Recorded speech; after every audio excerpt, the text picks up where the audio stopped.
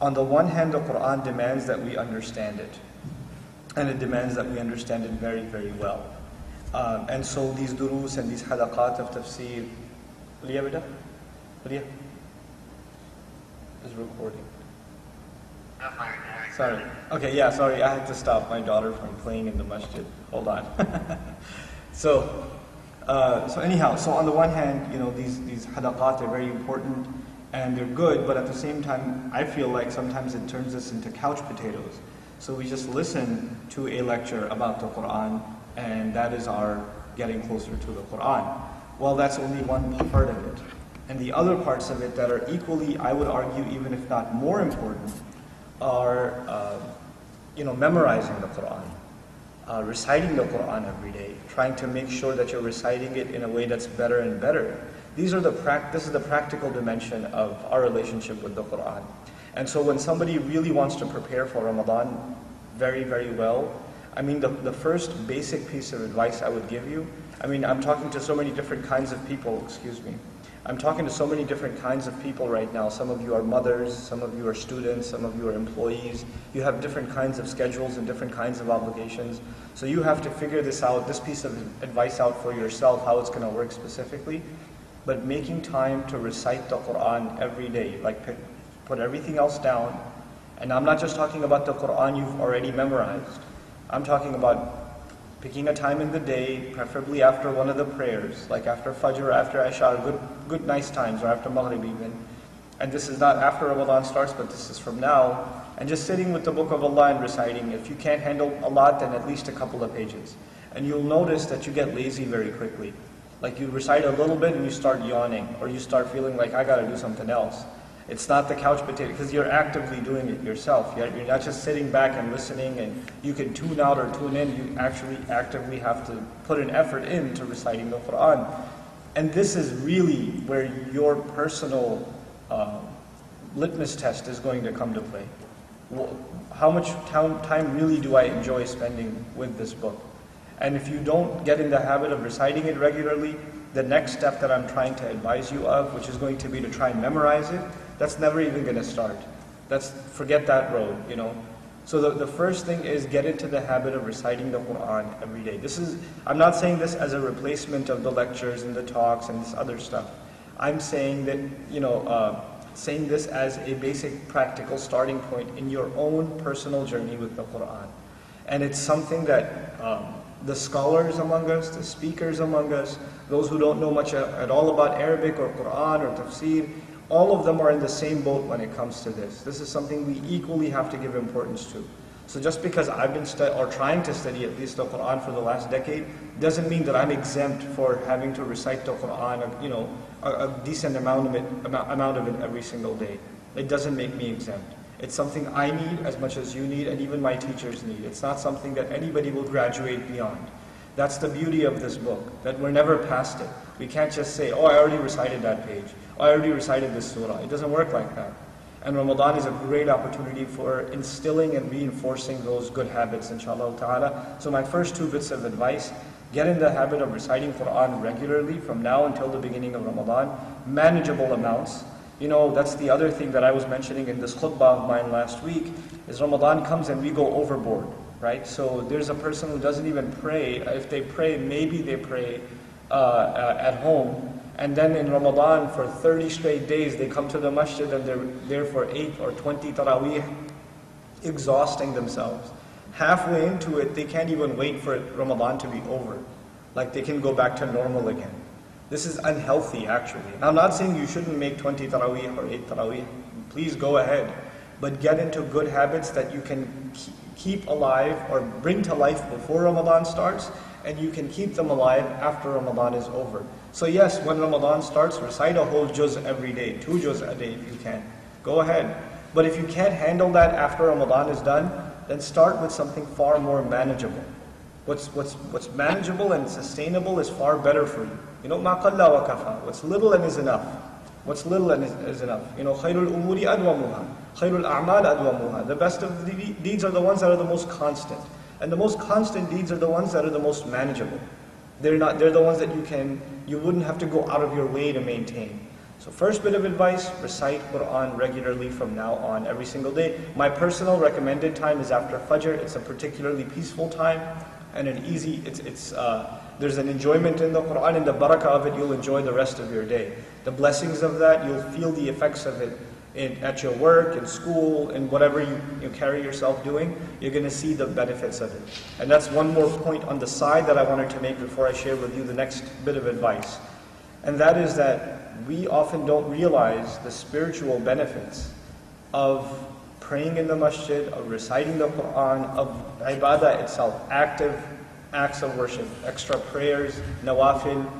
Actually, you guys will know the difference between a prayer that's just a hit and run, literally like you banged your head on the floor a couple of times and made sajda and got the salat out of the way, or you took your time and prayed peacefully. You will notice the difference not only in the prayer, but how you feel that day after the prayer. The day you make it to the masjid to pray Fajr, the day you make it to the masjid to pray Isha, you're going to feel different. You're going to be at a peace that you haven't enjoyed before. And you can, from your past experience, already testify to those differences. It does make, in fact, a difference. And these are some of the joys of Islam. One of the joys of our Iman is that we get to taste its fruits even in this life. You don't have to be an advanced scholar or a zahid of some really high spiritual status to enjoy these things.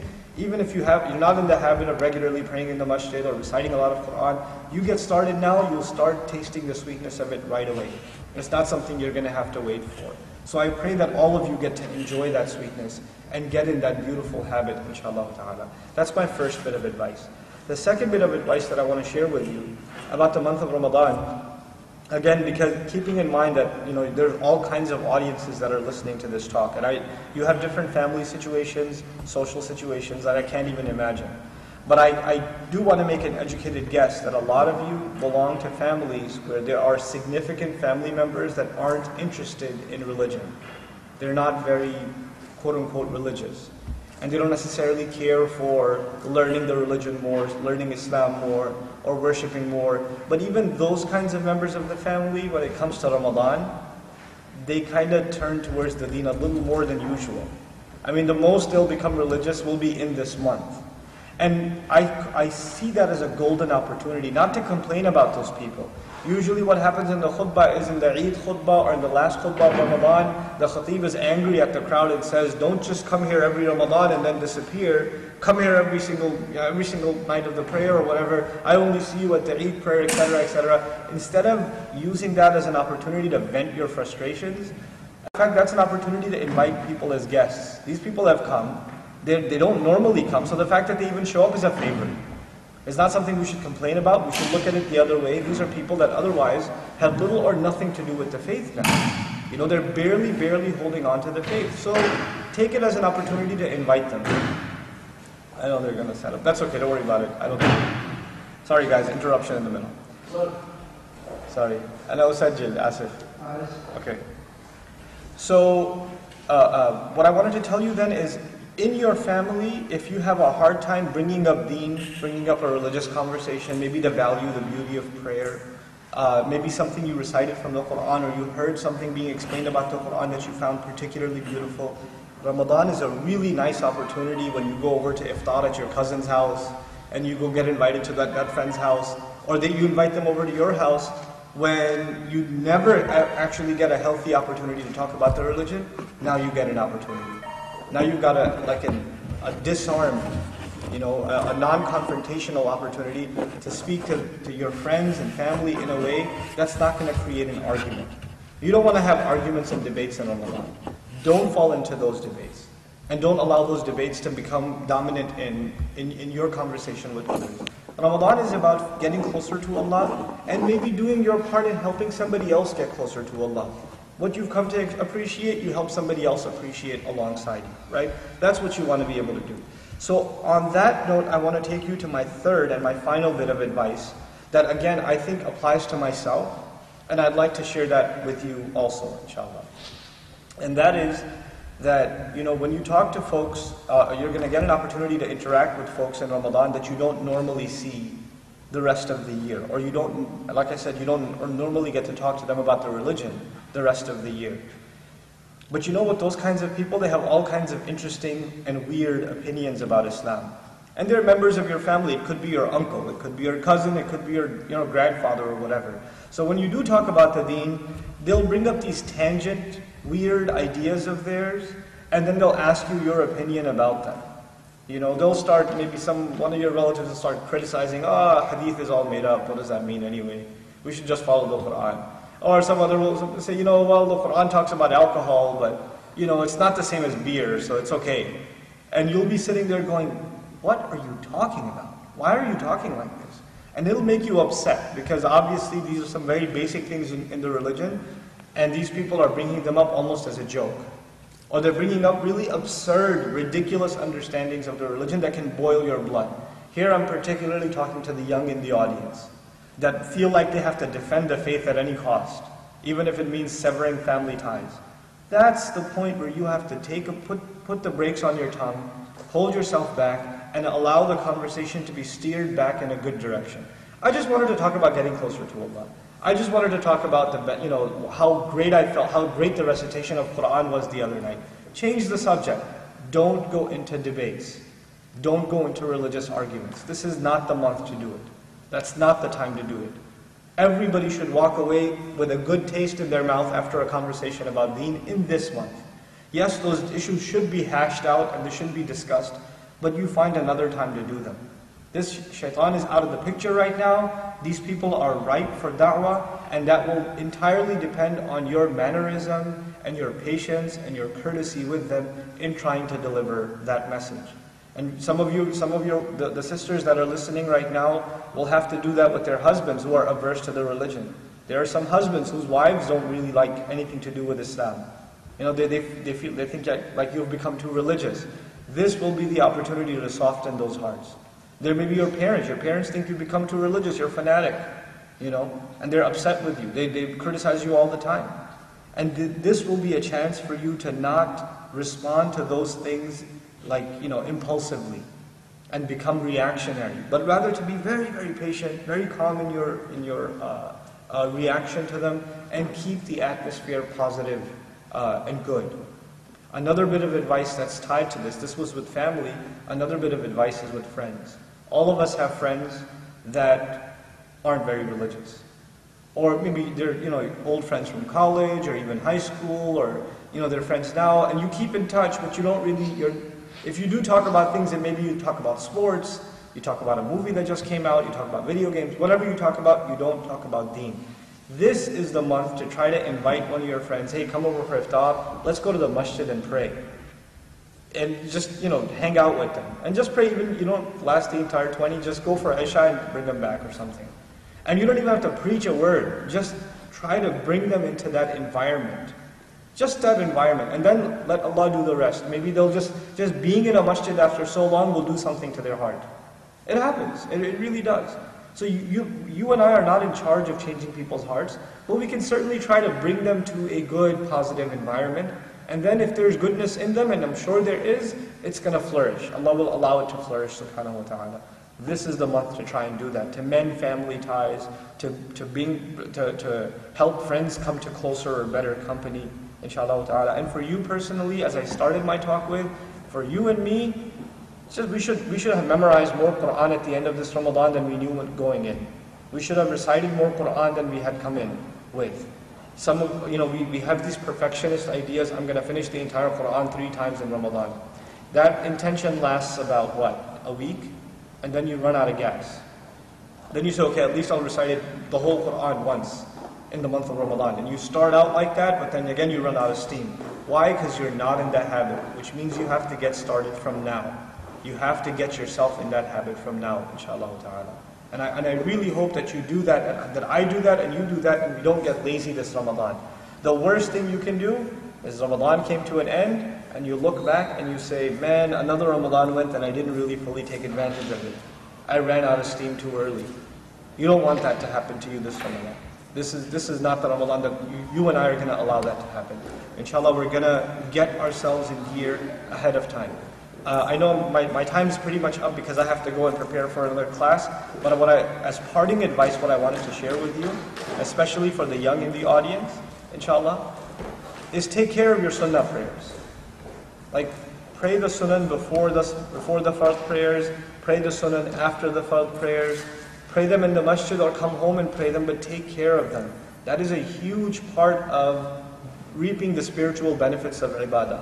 And it'll get rid of laziness from you. You know, you'll become active in doing worship. Because Ramadan is a time of extra worship. So, and if you're even barely making the energy to do the fard, the obligatory prayers, then in Ramadan you're going to really, honestly, you're just going to run out of steam very, very quickly. You're not going to have the energy to do much. And it's going to be an opportunity wasted. So you want to take advantage of, you know, adding a little bit more ibadah than usual from now on. Make sure you make those 2 rak'ahs after Maghrib. Make sure you pray your sunnahs after Dhuhr. Make sure that you complete all the sunnah and even the nawafil after Isha and things like that. Just make sure you take care of those extra acts of worship, and you sit and you make dua by yourself. You put yourself in that situation so you're trained to really, really take advantage of this Ramadan. I pray that you and I are able to learn a lot about the Quran and memorize and recite. I pray that all of us are able to worship Allah in a way that we haven't done before, or we've gotten too lazy to do. That we don't compare ourselves to the person praying next to us, but we should at least compare ourselves to our own selves from before Ramadan started, or from yesterday to today. At least we should have that comparison. I should be a better Muslim today than I was yesterday. I'm just going to wrap up, inshallah ta'ala. I'm very optimistic about this Ramadan. I think it's going to be a beautiful, beautiful month for all Muslims, especially us here in the U.S., inshallah ta'ala. I wanted to extend my salams to all of you and your families and make dua that their fasting and their worship is all accepted by Allah Azza wa Jal, and that they make most of it. You know, Ramadan's going to be late nights all across the country. Isha is going to be really late, which means Taraweeh is going to be extra late after that, which means guys, I'm specifically talking to the guys now, don't hang out after prayer. Go to sleep. Go to sleep, because it's going to ruin your fajr. What's the point of praying 20 Taraweeh and you can't even wake up for fajr? It's an exercise in futility.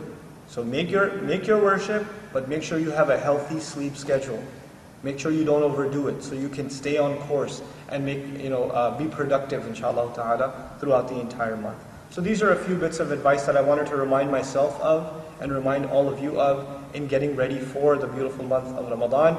May Allah Azza wa Jal make this a month where we are closer to the Quran than we've ever been. And may Allah Azza wa Jal help you and I understand this book, enjoy this book, love this book, memorize this book, and act on this book as it deserves to be acted on. بارك الله لي ولكم في القرآن الحكيم ونفعني وإياكم بالآيات والذكر الحكيم. والسلام عليكم ورحمة الله وبركاته.